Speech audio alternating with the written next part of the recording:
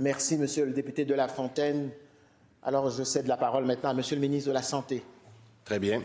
Alors, bonjour, Monsieur le Président et chers collègues, merci beaucoup de nous accompagner dans cette motion du mercredi. En fait, Monsieur le Président, j'ai plusieurs points que je voudrais soulever aujourd'hui. Premièrement, pourquoi on a fait la loi? Pourquoi on a fait la loi 2? C'est important de revenir à cette vision-là pour que tous les Québécois qui nous écoutent aujourd'hui la comprennent bien.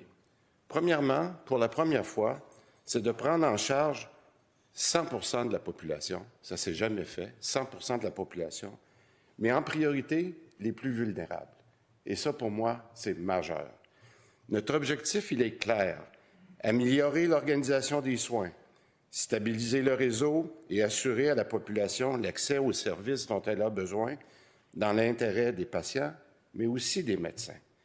Et pour réaliser le tout, Monsieur le Président, ça fait longtemps qu'on le dit, depuis qu'on a déposé le plan santé, il nous manque la composante en laquelle nous nous sommes engagés au début de notre mandat, modifier la rémunération des médecins.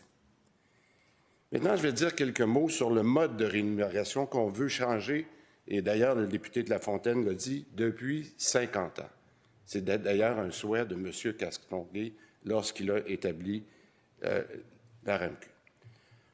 En fait, notre gouvernement, au cours des dernières années, on a réalisé plusieurs changements. Mais ça fait 50 ans que les différents gouvernements qui se sont succédés ont tenté de changer le mode de rémunération, Monsieur le Président, le mode de rémunération des médecins, comme je l'ai expliqué, qui est un facteur critique pour l'amélioration de l'accès.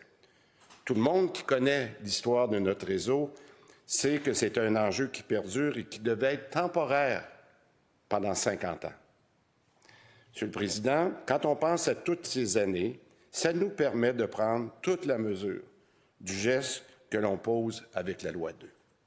Je suis convaincu que ça va changer durablement la face même de notre système de santé parce que, Monsieur le Président, et je le répète, c'est encore plus vrai aujourd'hui, on ne gouverne pas sur les sondages, on fait ce qu'il faut pour la population. Et même si on le fait dans des circonstances difficiles, ne perdons pas de vue que nous faisons quelque chose qui était dû depuis très longtemps. Il y a aussi quelque chose d'absolument fondamental dans notre approche, qui est ce qu'on appelle la responsabilité collective au niveau du monde médical.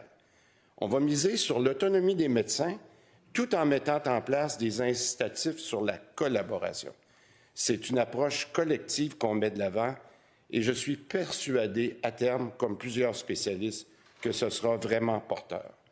En fait, la loi 2 modernise la loi sur l'assurance maladie, qu'on appelle la LAM, et la loi sur la gouvernance du système de santé et des services sociaux, la LG4S, que nous avons mis à jour il y a déjà 2 ans. Par exemple, une part de la rémunération collective plutôt qu'individuelle, une rémunération axée sur la prise en charge, la présence et la contribution au fonctionnement du réseau. Pour les omnipraticiens, la prise en charge par les directeurs médicaux, ce qu'on appelle maintenant les DTMF, pour être capable de mettre en place la capitation, un taux horaire rémunéré et des cibles qui sont adaptées. Pour les spécialistes, la responsabilité territoriale des cibles qui sont liées à la présence à l'hôpital, en région et surtout en consultation. Maintenant, c'est important, et je le dis depuis déjà 2 semaines, c'est important de continuer d'expliquer la loi. Malheureusement, durant l'été, on n'a peut-être pas fait les progrès avec les différentes fédérations qu'on aurait pu faire pour être capable de bien expliquer la loi. Ça a été un choix des fédérations, on en paye le prix aujourd'hui, mais de notre côté, Monsieur le Président, il faut continuer d'expliquer. Et on comprend maintenant que plusieurs médecins, malgré ce manque d'informations-là, souhaitent exprimer leurs préoccupations, nous les comprenons. Les changements qui sont proposés sont importants et nous allons poursuivre l'accompagnant pour bien clarifier ce qu'il implique. Notre responsabilité demeure d'améliorer l'accès et d'assurer que toute la population reçoive les soins dont elle a besoin partout au Québec. Nous sommes conscients que les changements qui sont proposés soulèvent des questions. Des questions, Monsieur le Président, qui sont très légitimes. Et c'est précisément pour y répondre que les webinaires d'information qui se sont tenus pour la première fois la semaine dernière On a fait des vidéos, des webinaires. Ils ont été diffusés pour que tous les Québécois puissent y avoir accès. Et j'invite les Québécois à aller voir le site de québec.ca pour aller s'informer de ces 2 webinaires-là qui ont eu lieu mardi et mercredi dernier. Les sujets qui étaient abordés, Monsieur le Président, c'était l'enveloppe des médecins, c'était le supplément collectif, c'était la rémunération des activités administratives, c'était des précisions sur la télémédecine, c'était des éléments comme le plan de couverture, les autres modalités et principalement, Monsieur le Président, les engagements du gouvernement qui nous étaient demandés par les fédérations durant l'été. D'autres webinaires seront organisés pour continuer de répondre aux questions des médecins sur la loi et prochainement, nous allons fournir pour chacune des 2 fédérations un simulateur pour que les médecins puissent voir l'impact sur leur rémunération. Maintenant, nous avons fait des assouplissements. Aussi bien entendu les préoccupations qui ont été exprimées par de nombreux médecins, et c'est pour ça que nous avons annoncé, justement, la semaine dernière, des ajustements à la loi pour les spécialistes. Ainsi, pour le supplément d'honoraires pour une première visite par un spécialiste, nous avons maintenant le supplément pour y apporter des modifications afin d'élargir à d'autres professionnels de la santé, tels que les physiothérapeutes, les sages-femmes. Mais dans l'attente que le président du Conseil du Trésor convienne de ces modalités avec la FMSQ, nous avons confirmé notre intention que l'intégralité des sommes et le supplément d'honoraires actuel continueraient d'être versés après le 1er janvier sans aucune diminution de revenus pour les médecins spécialistes. Maintenant, on a fait aussi des ajustements pour les médecins de famille. Par rapport aux frais de bureau, le fameux 30 %. Initialement, la mesure qui prévoyait que les frais de bureau de 30 % ne seraient plus versés aux médecins, mais plutôt versés directement au groupe de médecine familiale, ce qu'on appelle les GMF, sans baisse de l'enveloppe à partir du 1er avril. Ce qu'on a fait, c'est qu'on a fait un report de cette modalité de transfert pour que ma collègue, en fait la même chose, la présidente du Trésor, puisse prendre les prochaines semaines pour clarifier cette intention-là. Donc, je le répète, notre intention, elle est très claire et qu'il n'y ait aucune modification des frais de bureau pour les médecins omnipraticiens pendant cette période.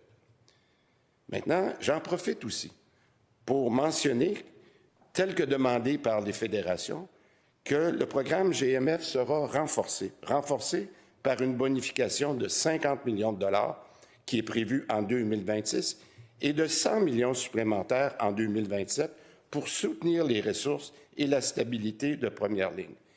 C'est sans compter, Monsieur le Président, un programme de 400 millions pour les médecins pédiatriques pour améliorer les chirurgies.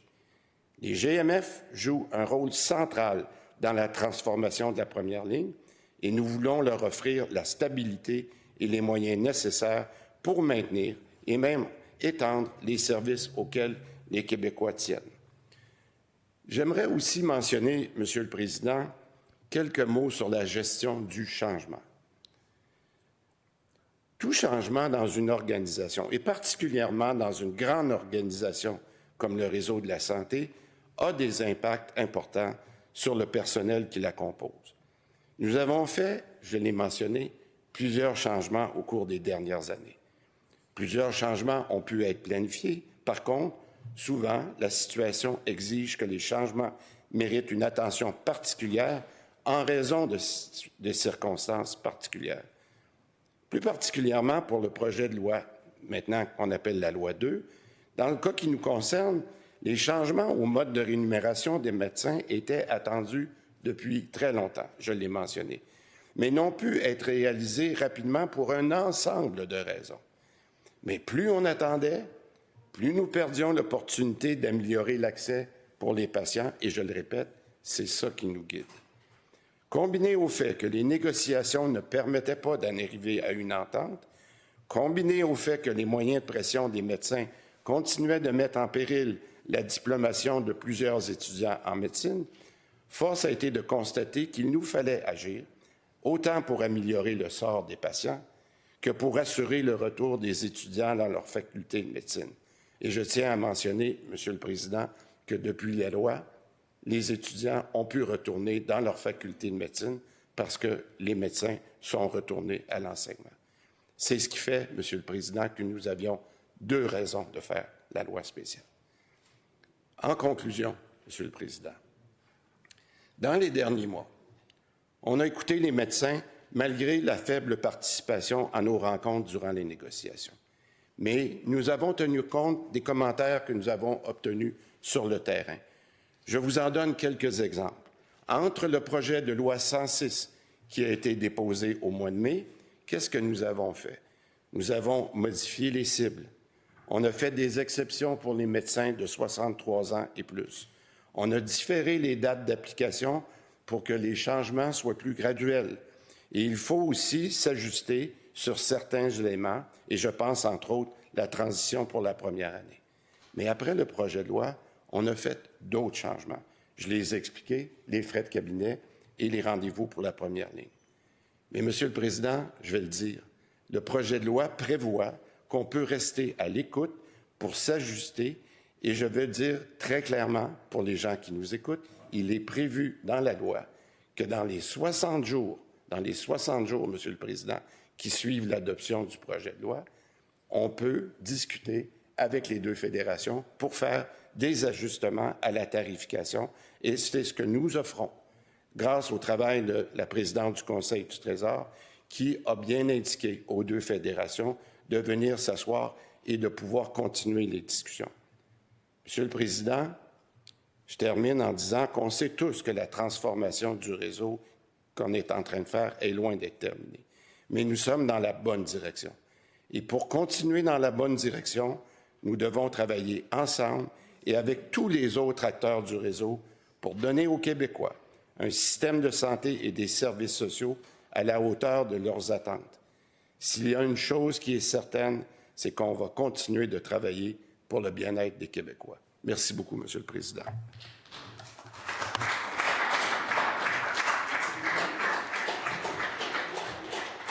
Merci, Monsieur le ministre de la Santé.